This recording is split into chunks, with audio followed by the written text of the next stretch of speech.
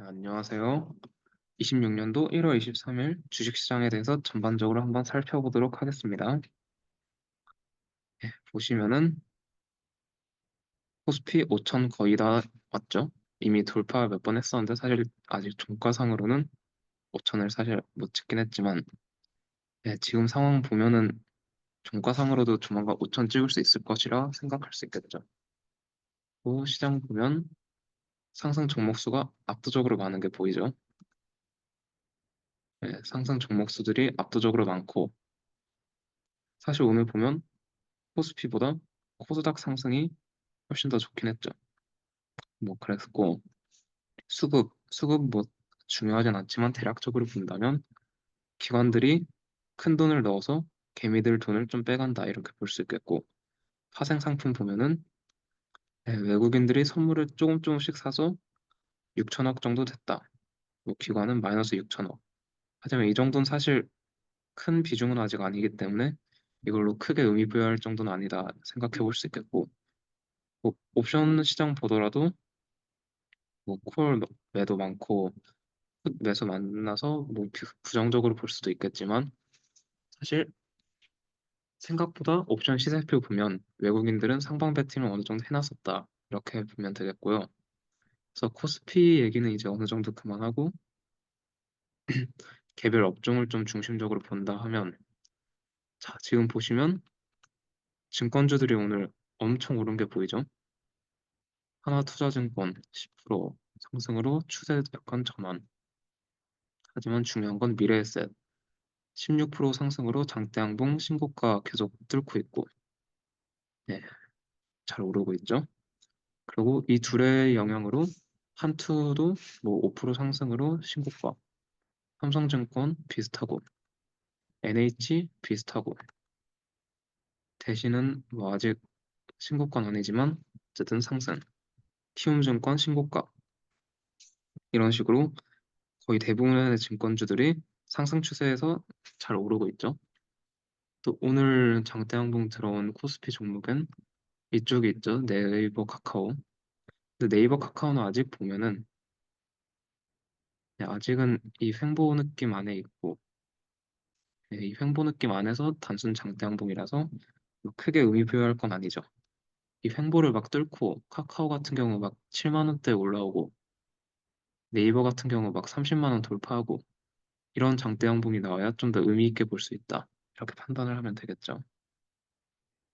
오늘 뭐 로봇주들을 보면 뭐큰 하락도 있고 수폭 상승도 있고 다양한데 사실 슈림 로봇만 추세가 좀 전환이 된 게 보이죠. 기존은 슈림 로봇 매우 강한 상승이었었는데 오늘 외국인들이 플러스 23% 찍어놓고 쫙 밀어서 그 고점 대비 반토막 났죠 주가가. 예, 거래량도 매우 높기 때문에 이건 물량을 확실히 뺐다. 앞으로 휴림 로봇은 약간 위험할 수 있다 이렇게 보면 되겠고. 근데 뭐 로보 같은 마이너스 15%된 마이너스 폭만 보면 꽤 많긴 하지만 거래량 거의 없죠. 사실 막 로보 같은 경우는 추세는 여전히 상승이다. 뭐 이렇게 보시면 되겠고. SBB테크 마이너스 8% 나름 뭐 마이너스가 많이 나왔지만 이것도 거래량 거의 없고 추세는 여전히 상승. 나머지 하락한 로봇주들도 뭐큰 위험까지는 없다. 이렇게 생각하시면 되겠고 뭐 레인보우 로보티즈 뭐 상승했는데 윗꼬리가 너무 길어서 막 크게 의미 부여할 건 아니고 뭐 이건 조금 상승했고 이것도 상승은 했는데 윗꼬리가 너무 길어가지고 막 엄청 크게 의미 부여할 건 아니다. 이렇게 판단이 들어요.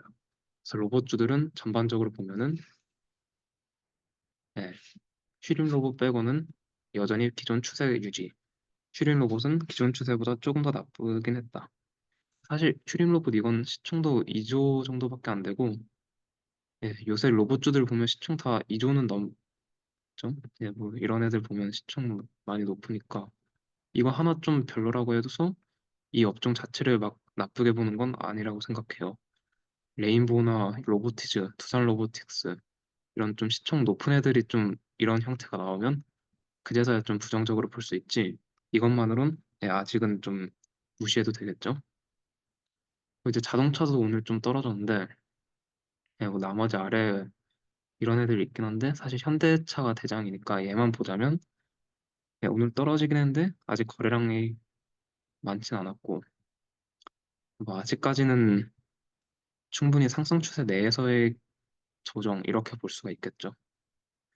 만약에 현대차가 막 이 장대 양봉이 무시될 정도로 여기 이렇게 떨어진다면, 그땐 좀 현대차를 추세 이탈? 이렇게 볼 수 있겠죠.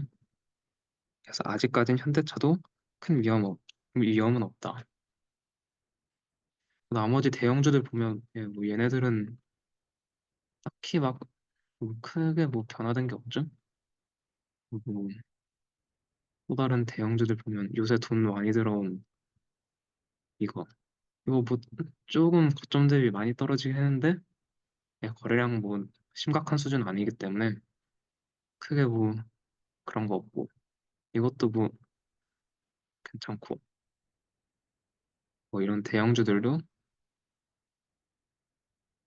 예, 뭐 딱히 뭐 추세가 거의 안 바뀌었다 볼 수 있겠죠. 이런 식으로 코스피에 있는 대형주들은 사실 기존 추세 유지 이게 되게 많았던 거고 자 오늘 이 시장 이거 보시면 네, 누가 봐도 코스닥에 돈이 많이 들어왔죠. 근데 로봇이 아니었으면 무엇이냐 하면 이 바이오들인데 네, 뭐 바이오에 돈이 상당히 많이 들어오긴 했는데 삼청당제약 얘가 약간 주도주 역할을 하는 것 같죠. 바이오 업종 내에서 이것도 요새 추세 좋아 보였고 이게 약간 좀 부진하다 이렇게 보면 되겠고 사실 바이오 업종은 제가 딱히 뭐 투자할 생각은 별로 없어서 그냥 뭐 오른다 이 정도만 생각하고 저는 항상 넘어가고 있었고요. 오늘 시장을에서 중요했던 건 제가 봤을 때 이쪽이에요. 피부 미용 이쪽. 파마리스치만 보더라도 말도 안 되게 떨구던 걸 이때 저점 잡고 좀 올랐다가 또 저점 잡고 다시 이제 반등을 시작하는 느낌이 있죠. 슬슬 이 하락은 이제 마무리된 걸로 보이고 슬슬 쭉 소폭 상승 이런 느낌이 들죠. 이런 건 사실 클래시스에서도 기존에 볼 수가 있었죠. 작년 5월에 고점 찍고 쭉 떨어지다가 상승. TNL만 보더라도 거의 1년 동안 쭉 떨어지다가 이제서 장대 양봉 나오면서 약간 반등의 가능성을 보여주고 휴젤도 쭉 떨어지다가 몇 달 동안 어제 장대 양봉 나왔고 또다시 소폭 상승. 이런 식으로 피부 미용 쪽에서 약간 중요한 업종인 뭐 이런 애들이 다들 이제 슬슬 반등의 가능성을 보여주는 걸 보아서 피부 미용 업종도 이제 단기 상승이다. 이렇게 볼 수가 있었고 예, 어제 시장에선 화장품 쪽에 돈이 많이 들어왔죠. APR 플러스 12%짜리 장대 항봉하면서 신고가. 코스메카 코리아도 비슷한 12%짜리, 10%짜리 장대 항봉하면서 신고가. 뭐 실리콘투에도 돈이 쭉 들어오고 있고. 예, 펌텍 코리아도 몇 달 동안 횡보하던 걸 슬슬 돌파하려는 느낌이 보이고. 이것도 예, 좀 돈이 들어왔었고. 오늘 같은 경우 얘네들도 돈이 좀 들어오고 있는 게 보이고. 이런 식으로 화장품이랑 피부 미용 이쪽에 같이 돈이 들어오는 게 보이죠. 사실 이쪽 업종이 한 25년도 초반까지만 해도 이렇게 되게 큰 상승하고 25년도 초반에 되게 큰 상승을 하다가 여름부터 슬슬 주춤해가지고 떨어지고 얘도 보면 25년도 초반에 큰 상승하고 여름부터 주춤하다 떨어지고 뭐 하이브는 꾸준히 올랐긴 했는데 한마리 서치도 여름까지 쭉 오르다가 떨어지고 쭉 오르다가 여름부터 떨어지고 이랬던 업종인데 약간 이제 슬슬 이쪽 업종에도 돈이 다 같이 들어오고 있다. 네, 얘네들이 사실 방금 차트를 쫙 보셔서 아시겠지만 약간 다 비슷한 형태로 움직이는 새 업종이라고 저는 생각한단 말이에요. 근데 얘네들 중 이제 화장품이랑 피부 미용 쪽에 돈이 확실히 좀 들어오는 게 보인다. 그래서 이쪽을 약간 이제 좀 관심 있게 볼 만하다 이렇게 생각을 했어요, 저는. 그래서 이쪽에 약간의 돈을 넣었다. 이렇게 보시면 되겠고. 근데 기존에는 막 이런 식으로 지금 코스피 주식시장에서 제일 중요한 게 무엇인가 생각하면 그냥 뭐 대형주들이죠. 지금 대형주들 위주로 주식시장이 지금 굴러갔잖아요. 코스피가 막 두 배로 뛰고 삼성전자, 하이닉스 막 세 배, 네 배로 뛰고 현대차 막 몇 배로 뛰고 이런 식으로 대형주들 위주로 시장이 굴러가고 있었는데 이럴 때 갑자기 막 화장품, 엔터, 피부미용, 바이오 이런 건 사실 대형주들은 아니었잖아요. 이런 비주류 주식들에 돈이 들어올 땐 보통 약간 이런 대형주들이 약간 부진한 경우들이 있었어요. 약간 그렇게 대형주들이 부진하고 갑자기 이쪽에 돈이 들어오면 그건 약간 시장이 위험한 신호로 볼 수 있거든요. 갑자기 대형주들 하락하면서 막 삼성전자가 막 6위로 내려오고 하이닉스가 막 70만 원 초반으로 내려오고 이러면서 화장품, 피부 미용에 돈이 들어왔다면 이건 시장이 위험한 건데 지금 보면 대형주들 문제 없겠죠. 코스피가 올랐으니까. 그런 상황에서 이 비주류 주식에도 약간 돈이 들어왔다. 이걸 보면 사실 시장 상황이 더욱더 좋게 볼 수가 있는 거예요. 더 다양한 업종들이 다 같이 오른다 이렇게 보면 되는 거죠. 그래서 저는 주식 비중이 기존에는 90% 정도로 하고 코스피 비중을 되게 높게 하고 또 뭐 삼성전자, 하이닉스, 현대차 이런 대형주들 위주로 해서 약간 그런 포트폴리오를 해놨었는데 오늘 이쪽에도 돈이 들어오고 대형주들도 좋았다 해서 주식 비중을 이쪽에다가 2.5% 정도 더 넣어서 92.5% 주식, 현금 7.5%로 매우 적게 들고 있는 상황이에요. 이렇게 했었고 사실 한국 주식 볼 땐 항상 새벽에 있는 그 다음날 미국 주식도 중요하죠. 그래서 미국 주식도 대략 본다 하면은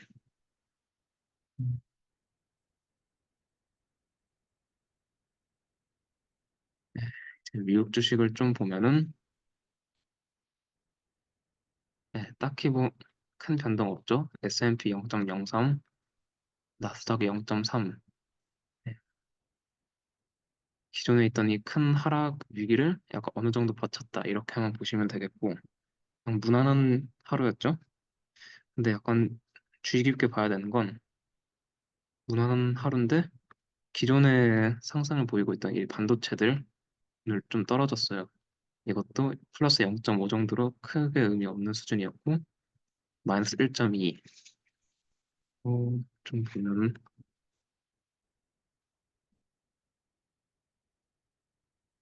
마이너스 6%. 근데 뭐 추세의 변환이 전혀 없죠. 이런 것들 보면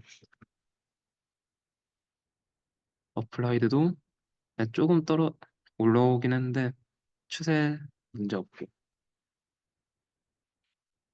이것도 뭐 조금 떨어졌는데 상승 추세에 큰 문제 없고 이것도 그냥 상승이니까 큰 문제 없고 근데 반대로 기존에 매우 미국 주식에서 불이 나선 이런 빅테크들의 저점 찍고 약간 상승 마이크로소프트 플러스 3%로 뭐 나름의 상승 아마존 플러스 2% 그러니까 빅테크들에 약간 돈이 들어왔다 엔비디아 플러스 1.5 근데 이거를 막서부터 크게 의미 부여할 필요는 없는 게 이 빅테크 주식들 보면 아시겠지만 사실 구글 빼고는 아직까지는 크게 막 추세를 바꾸진 않고 고점 횡보 뭐 이렇게만 볼 수 있는 거죠. 테슬라 뭐 이렇게 엔비디아도 뭐이 정도로 아직까진 단순 횡보 내에 있기 때문에 장대 양봉 나오기 전까지는 크게 의미 부여할 건 없고 반도체 주식들도 소폭 떨어졌겠지만 크게 의미 부여할 건 없다 이렇게 보시면 되겠죠. 그래서 한국 주식에도 크게 영향은 못 줄 것이다 이렇게 생각하면 되겠고 오히려 새벽 중에 좀 컸다고 보는 거는 환율이죠.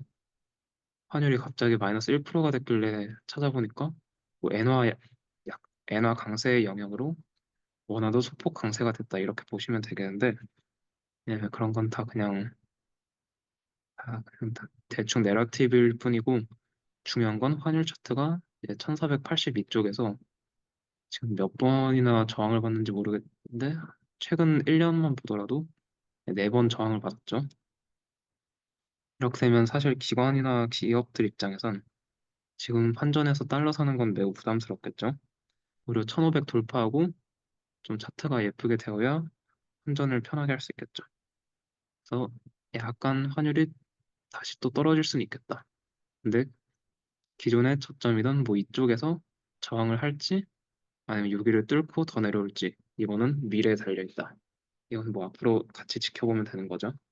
그래서 뭐 환율 떨어지는 건 사실 코스피한테 좋은 일이니까 뭐 이게 좀 더 좋다 이렇게만 생각하시면 되겠고. 네, 그래서 오늘 주식시장 쭉 보면은 미국 시장 크게 의미 없다. 환율 소폭 하락해서 좋긴 하다. 여길 뚫을지 못 뚫을지 잘 본다. 이걸 하시면 되겠고,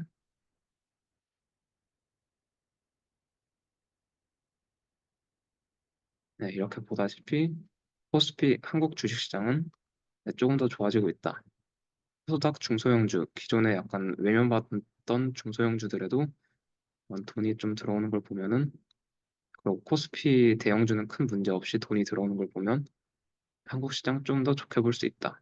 네, 이렇게 해서 네, 시장에 대한 제 생각을 이만 정리하도록 하겠습니다. 네, 감사합니다.